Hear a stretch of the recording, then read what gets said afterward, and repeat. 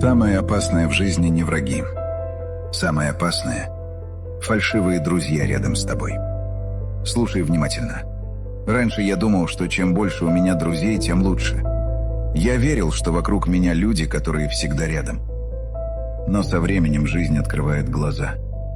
Ты начинаешь понимать, не каждый, кто рядом с тобой, твой друг. Некоторые улыбаются тебе в лицо, жмут руку, сидят рядом, а потом за твоей спиной говорят о тебе грязь. Лицемерие стало обычным делом. Люди рядом, пока им удобно, пока им что-то нужно от тебя. Но стоит тебе оступиться, оказаться в трудный момент, и большинство из них просто исчезнет. И тогда приходит понимание. Лучше идти одному. Лучше тишина и честное одиночество, чем толпа людей, которым нельзя доверять. Потому что одиночество никогда не ударит в спину.